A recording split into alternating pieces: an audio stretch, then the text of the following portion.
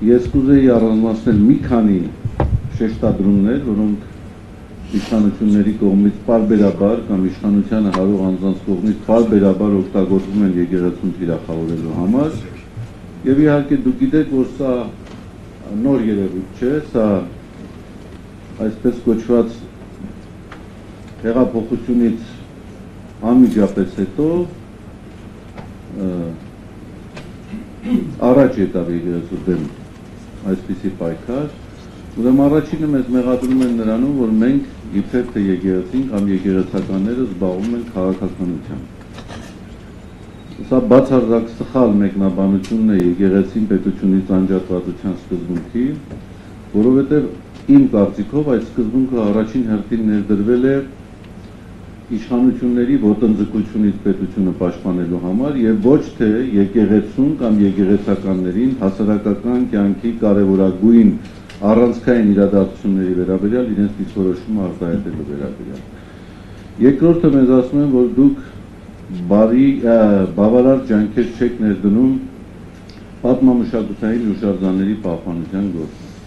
Ես ստատիստիկա չեմ, վիճակագրություն չեմ ներկայացնի, միայն կարող եմ հորդորել, խնդրել ձեզ միակ ծանոթանալ, թե Հայաստանի Հանրապետությունում որքան պատմամշակութային հուշարձաններ կան, եթե չեմ սխալվում 24,000, եւ այդ 24,000-ից 18,000-ը պաշտամունքային նշանակության պատմամշակութային հուշարձաններ են։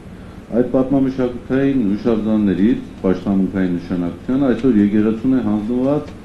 ոչ ավել քան 600։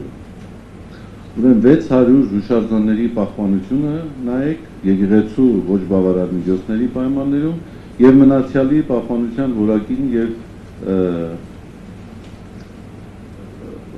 մնացյալի նկատմամբ փոխատարությանը նայեք։ Ու ակնհայտ է, որ այս ոլորտում եւս պետությունը իր անմիջական պարտականությունները չի կարողանում իրականացնել ու հասկանալի նաեւ պատճառներով, որովհետեւ բավական ֆինանսական միջոցներ են ծախսում։ Ես ծանոթացա մշակույթի նախարարության վերջին հայտարարությանը, որտեղ որ մոտավորապես խոսում էր 18 թվականից մինչև այսօր հուշարձանների պահպանության ոլորտում ծախսված գումարների մասին, որը չէր գերազանցում 5 միլիոն ամերիկյան դոլար։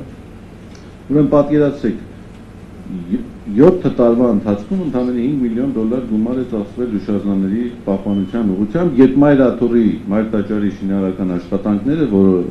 վերականգնողական աշխատանքները գերազանցել են 12 միլիոն դոլար ամերիկյան գումարը։ Այսինքն պարզ սա մի համեմատություն է։ Հուշարձանների պահպանության մասին խոսում են եւ Հայաստանի կարևորագույն առանցքային տաճարի նորոգությանը որևէ ֆինանսական մասնակցություն, որևէ ֆինանսական աջակցություն չի ունեցել այս իշխանությունը։ Երրորդը, որ մեզ փորձում են մեղադրել, այն է, թե իբրև թե աղանդավորների դեմ արդյունավետ պայքար չի օգտագործվում։ Ես ուզում եմ հասկանալ, ինչպես կարող է եկեղեցին արդյունավետ պայքար իրականացնել աղանդավորների դեմ, եթե անգամ այդպիսի օրակարգ ունենա եւ իշխանությունները այսպես լայնորեն բացել են այդպիսի կազմակերպությունների դռները, ուղղակիորեն քաջալերում են այլասերության քարոզը, քաջալերում են կրոնական կազմակերպությունների կողմից իրականացվող մարդոցական գործողությունները, ու բավարար է դուք Հյուսիսային պողոտայում 1-2 անգամ պտտվեք եւ կտեսնեք այդպիսի բազմաթիվ դեպքեր եւ դրվագներ։ Հաջորդ հարցը, այսպես կուսակրոնության ուխտի հետ կապված տարածվող այս տեղեկատվությունն է։ Ինձ մոտ տպավորություն է ստեղծում, որ Արցախը հանձնվել է այն պատճառով, որովհետեւ կուսակրոնները խախտել են իրենց ուխտը։ Կամ մենք կատարել ենք տարածքային զիջումներ, որովհետեւ կուսակրոն հոգեվորականները չեն պահպանել իրենց կուսակրոնության ուխտը։ Ուղղակի զավեշտական է հնչում։ Ակնհայտ է, որ մարդը արեստոկանորեն փորձում է ձախողումների համար մեղավորներ նշանակել։ Եվ իհարկե